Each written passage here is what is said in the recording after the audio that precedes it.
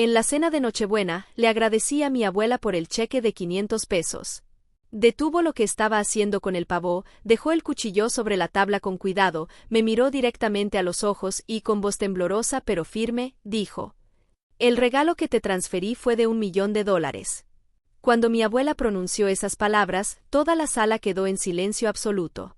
Las luces del árbol seguían parpadeando, pero parecía que todo lo demás se había congelado.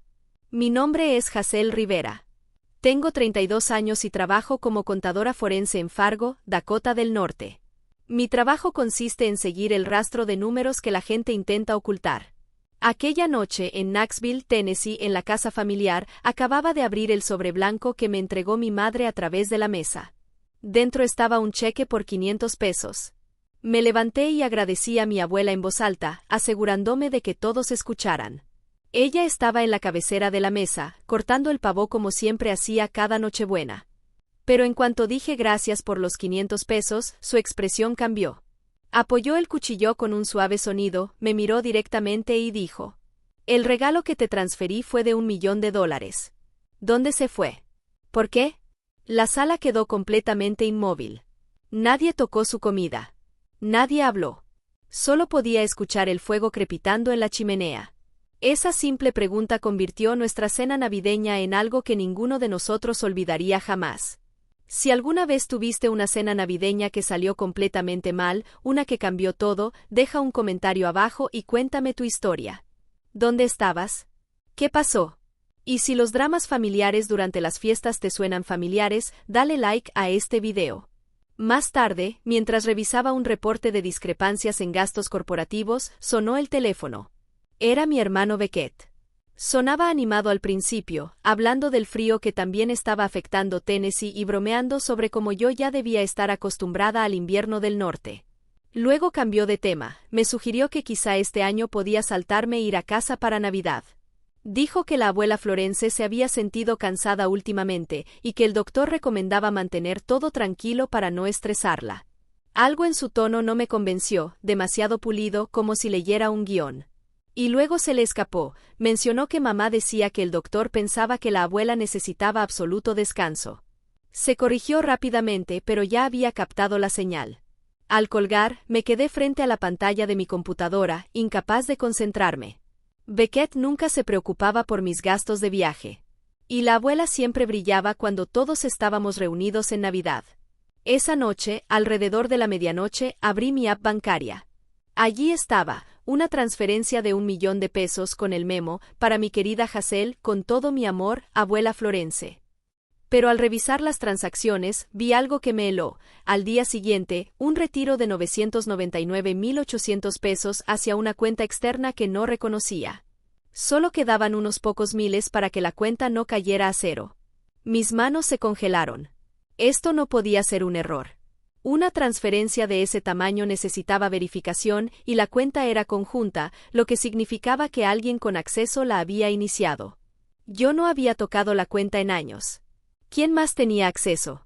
Recordé que mamá ayudaba a la abuela a manejar algunos pagos por conveniencia. Llamé al banco y confirmé que la transferencia saliente se había autorizado desde Knoxville. Alguien cercano lo había hecho y no quería que yo estuviera en casa para Navidad. Tenía que ir. Saltarme la Navidad ya no era opción. Con paciencia, investigué sin cruzar límites éticos de mi trabajo. La mayor parte del millón había terminado en una cuenta a nombre de Drake Ingram, el novio de Beckett. Los boletos de avión a Roma, reservas en hoteles de lujo en Venecia y en los Smoky Mountains, un Rolex comprado en Atlanta, todo coincidía con sus publicaciones en redes sociales. Las fotos mostraban a la pareja feliz, disfrutando de viajes lujosos y celebraciones, mientras yo comprendía la magnitud del engaño. Se veían tan despreocupados, como si el mundo les hubiera entregado todo en bandeja de plata. Mientras tanto, yo estaba sola en mi departamento, tratando de entender cómo el generoso regalo de mi abuela había financiado su romance. Lo que más dolía eran las pequeñas transferencias que encontré desde la cuenta de mamá hacia Drake, dispersas durante los últimos meses. Cantidades modestas con conceptos vagos como ayuda familiar o apoyo varios.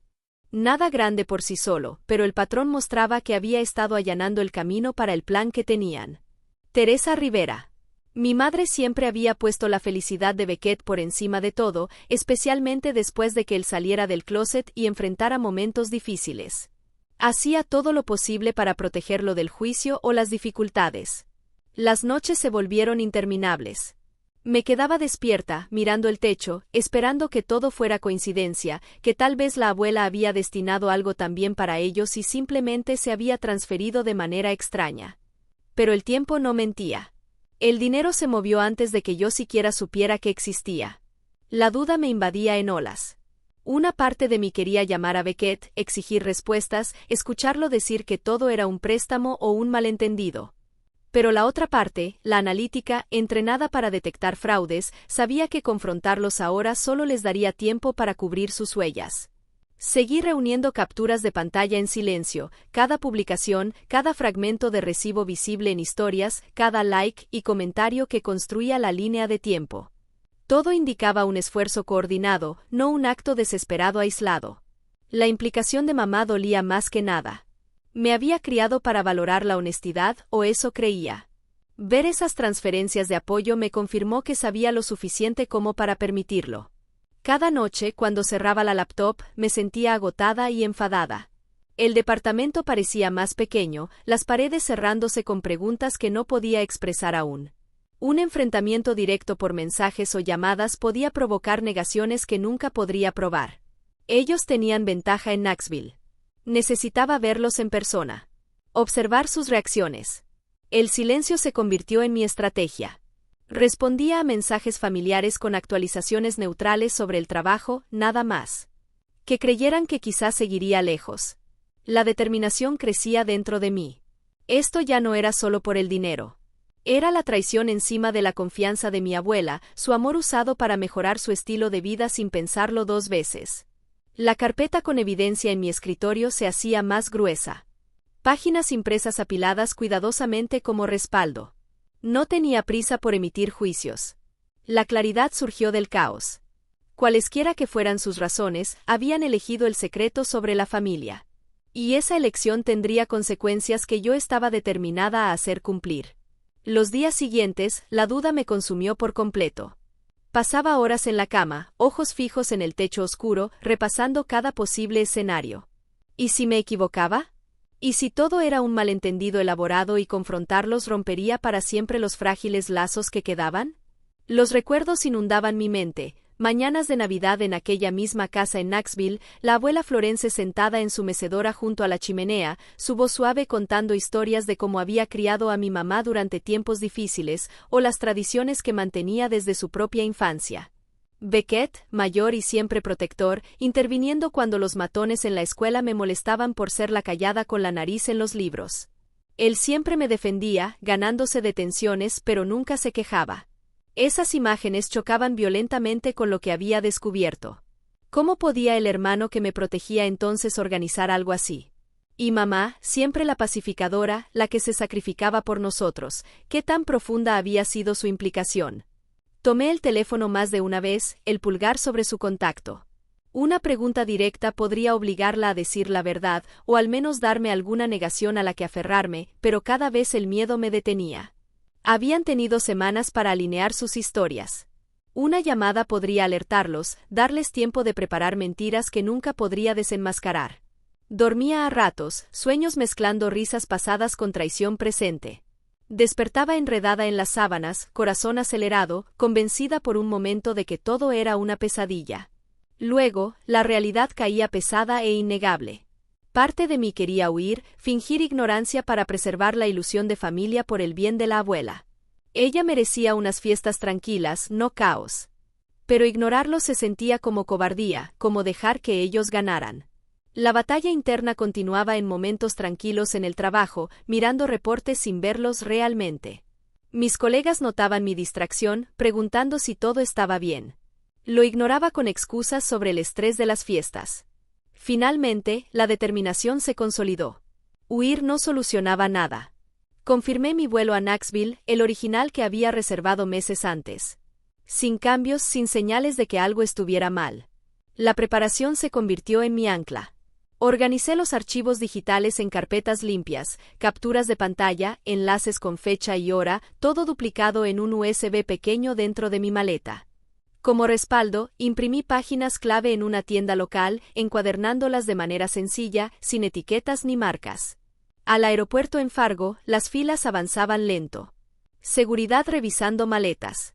Anuncios resonando en altavoces. Ya en el avión, elegí asiento junto a la ventana, abrochándome el cinturón mientras los motores rugían.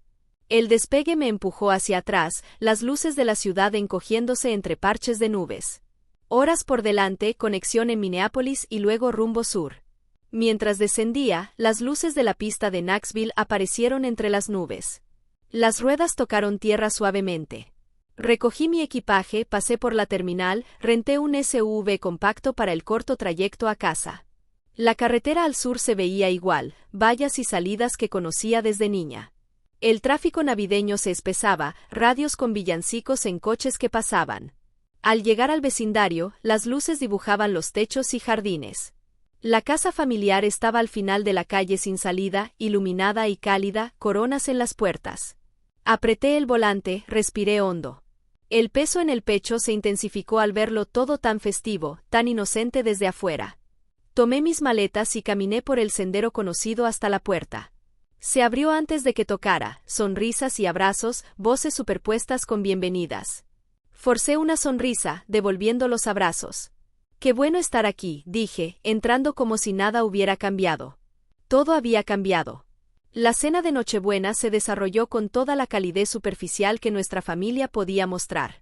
Conversación en ráfagas sobre la nieve en Fargo, cómo cerraban proyectos en el trabajo, recuerdos de navidades pasadas. Las risas sonaban un poco forzadas, apagándose rápidamente en pausas incómodas llenas del tintineo de los cubiertos. Papá estaba en su lugar habitual, contribuyendo poco, concentrado en su plato. Siempre había sido así, especialmente en reuniones. Todos finalmente servidos, pavó, relleno y salsa de arándano en los platos. La abuela Florence en la cabecera, cortando porciones con manos firmes a pesar de su edad. Mamá esperó a que todos comenzaran a comer. Sacó un sobre blanco sencillo y lo deslizó hacia mí con una sonrisa. Esto es de la abuela. Este año quiso mantenerlo modesto. Solo un detalle. Lo tomé, rozando el papel crujiente.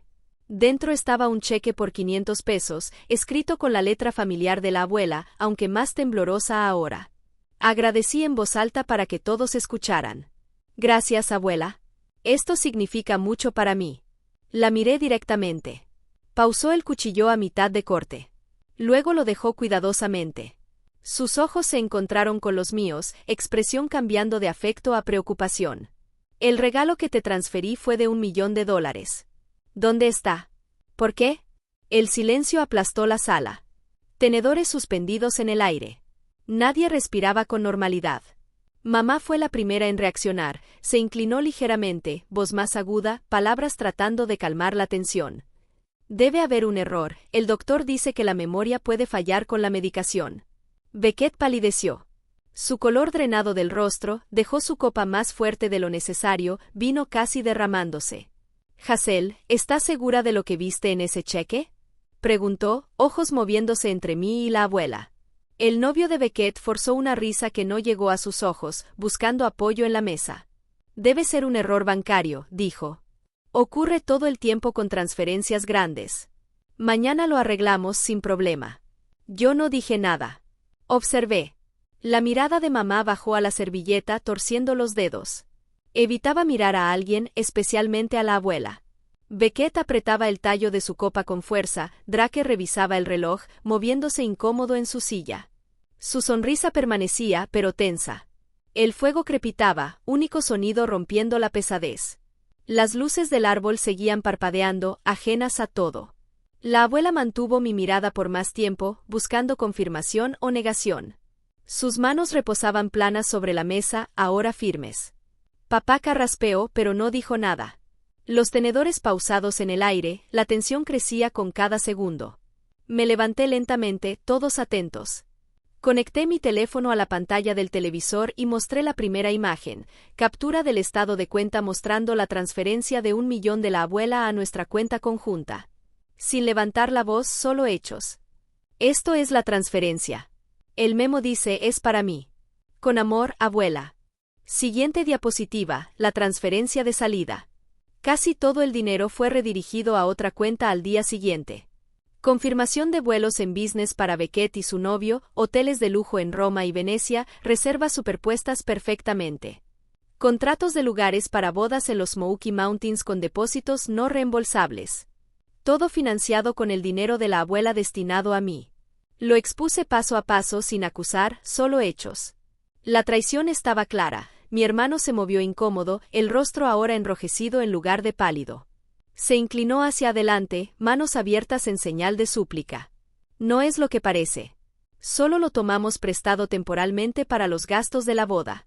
Te juro que planeábamos devolverlo una vez que todo se estabilizara. Era algo a corto plazo. La silla del novio de Beckett crujió de repente. Sus mejillas ardían de vergüenza y se levantó bruscamente con la voz cortante. No me voy a quedar aquí para este tipo de drama familiar. Agarró su abrigo del perchero y salió de la casa, cerrando la puerta de un golpe que resonó como un disparo, cortando cualquier respuesta. La compostura de mamá fue la primera en quebrarse con la negación. Sacudió la cabeza vigorosamente, ojos muy abiertos. Debe haber algún error. No tenía idea de ninguna transferencia tan grande. Pero mientras las imágenes permanecían en la pantalla, sus hombros se desplomaron y, con la voz baja, admitió en voz apenas audible. Ayudé a mover algunas cosas. Beckett estaba estresado por querer que todo fuera perfecto para su futuro. No quería que perdiera esa oportunidad. La abuela escuchó cada palabra sin interrupción, con los dedos apretando la servilleta hasta que el tejido se arrugó. Las lágrimas surcaban silenciosamente sus mejillas, pero su expresión se endureció bajo la pena.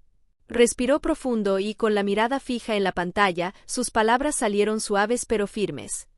Si guardo silencio esta noche, pasaré el resto de mis años sabiendo que permití que la mentira ganara. No cargaré con ese arrepentimiento. Tomó su teléfono de la mesa y marcó sin vacilar. Sí, habla Florence Rivera. Necesito reportar un fraude financiero y robo que involucra a miembros de mi familia. La llamada conectó. Su voz fue clara mientras proporcionaba la dirección y los detalles breves. Nadie la interrumpió. La línea permaneció abierta mientras hablaba con el despachador, confirmando que oficiales llegarían pronto. Los platos permanecieron intactos, la comida enfriándose rápidamente. Las luces navideñas seguían parpadeando, burlándose de la devastación. Beckett se enterró el rostro entre las manos, con los hombros temblando. Mamá miraba el mantel, con lágrimas cayendo libremente. Papá permaneció inmóvil, con los ojos en la abuela, como en un respeto silencioso. Yo apagué la pantalla del teléfono. La verdad pesaba, innegable. La abuela terminó la llamada y dejó el teléfono suavemente sobre la mesa. Me miró y asintió, un agradecimiento casi imperceptible mezclado con tristeza. Las consecuencias habían comenzado. Los oficiales llegaron antes de lo esperado. Tocaron la puerta con firmeza. 2 patrulleros locales de Knoxville entraron, uniformes impecables bajo la luz del porche, atentos al ambiente cargado. El comedor permaneció intacto, con los platos y las velas consumiéndose lentamente. La abuela los recibió en la entrada, voz firme pese a todo. Me uní a ella, entregando la carpeta impresa y el USB sin demora. Los guiamos hasta la mesa, despejando espacio entre los platos abandonados. Escucharon atentamente mientras la abuela explicaba el regalo destinado a mí, su confianza en la familia, la gestión de las finanzas y lo que descubrimos. Yo añadí contexto sobre la cuenta conjunta, el acceso y la rápida desviación que había rastreado. Los oficiales revisaron las páginas, escaneando los registros de transacciones y documentos de respaldo en una laptop conectada al USB. Preguntas medidas confirmaban fechas, montos y relaciones. Tomaron declaraciones voluntarias. No hubo arrestos inmediatos, ya que la investigación requería revisión formal. Todos dieron sus declaraciones iniciales. Mamá habló vacilante, ojos bajos, repitiendo su papel en facilitar transferencias para el beneficio de Beckett. Mi hermano se encorvó, admitiendo conocimiento, pero justificándolo como necesidad temporal. Papá aportó poco, confirmando que no tuvo participación en asuntos financieros. El proceso se prolongó en un silencio sofocante. Notebooks llenos de fotos de evidencia clave. Un oficial transmitió por radio para registrar el caso, estática cortando la calma. Cuando terminaron los preliminares, prometiendo seguimiento de detectives, el agotamiento cubrió la casa. Nos aconsejaron preservar todos los rastros digitales, dejaron tarjetas de contacto y se marcharon en la fría noche. La noticia se difundió rápido en Knoxville. La reputación de mi hermano se vio afectada. La empresa donde trabajaba lo despidió poco después, oficialmente por desempeño, pero los rumores apuntaban al daño causado por la exposición del caso. Antiguos compañeros lo evitaban, las invitaciones a almuerzo cesaron. Mamá perdió su posición dentro de la comunidad de la iglesia a la que dedicó décadas. Amigos de toda la vida se distanciaron, saludos cortos en supermercados reemplazaron las conversaciones cálidas. Invitaciones cesaron. El novio de Beckett desapareció por completo sin explicaciones. Incluso a mí me llegó el impacto, aunque más lejos. Primos lejanos llamaban con sermones sobre perdón y unidad familiar, acusándome de rigidez por involucrar a las autoridades. Vecinos y conocidos dejaron de interactuar en redes sociales. La familia quedó fracturada irreparablemente. La abuela se retiró a la reflexión silenciosa, procesando la traición de los más cercanos. Papá mantuvo su reserva, ayudando con lo práctico pero sin opinar. Yo regresé a Fargo, en piloto automático. El trabajo absorbía mi atención, pero las noches traían olas de dudas. ¿La justicia valió la ruptura familiar? El juicio federal en Tennessee trajo su propio ambiente estéril, luces fluorescentes y bancos de madera pulida. Me senté en la galería con la abuela, su mano rozando la mía de vez en cuando para reconfortarme. Los fiscales presentaron el caso meticulosamente, cargos de fraude financiero por transferencia interestatal, manipulación de acceso y conspiración familiar. Los paquetes de evidencia reflejaban lo que yo había compilado. Mamá y mi hermano hicieron declaraciones evitando juicio completo. Las sentencias consideraron primera ofensa y cooperación, libertad condicional por años, servicio comunitario obligatorio, supervisión estricta y monitoreo financiero. Restitución completa, $1 millón más intereses y penalizaciones, pagados estructuradamente. La gaveta del juez cayó con finalidad. No hubo prisión, pero restricciones que cambiaron sus vidas, toques de queda, permisos de viaje, prohibición de manejar finanzas. Llegaron cartas y correos electrónicos de disculpas a través de abogados. No respondí. Números bloqueados, cuentas eliminadas, ruptura completa. La abuela sanó lentamente. Primero la pena surgía en momentos de silencio, pero la resiliencia ganó. Creó una nueva cuenta con seguridad reforzada, acceso limitado solo a nosotras dos. La segunda transferencia llegó sin fanfarria, $1 millón exacto, memo simple y cariñoso. Un sobre separado llegó por correo, con su letra en papel grueso. Este era el regalo que siempre me había destinado, sin interferencias ni malentendidos. Sin condiciones, solo amor y orgullo por mi integridad. Lo usé de manera práctica, una casa modesta en un barrio tranquilo de Fargo, 3 recámaras, con un porche mirando un pequeño parque. Cerrar la compra se sintió surrealista, llaves pesadas en mano. Una habitación quedó vacía al principio, luego amueblada simplemente para visitas de la abuela. Ella vino 2 veces ese primer año, las estancias se hicieron más largas. Tardes en el sofá, tomando té, hablando de libros o del jardín, evitando heridas pasadas. Materialmente, la vida mejoró, una casa propia, estabilidad ganada. Pero la victoria nunca se sintió triunfante, más bien como supervivencia. No gané superioridad moral, simplemente me negué a dejar que la traición prevaleciera, incluso cuando el costo dolió profundamente. La confianza familiar, una vez rota, no se reconstruye fácilmente. Las disculpas llegan demasiado tarde para reparar lo que la codicia destruyó. La maldad silenciosa solo prospera cuando los buenos eligen callar para preservar la comodidad. Decir la verdad dolió a todos, incluyéndome.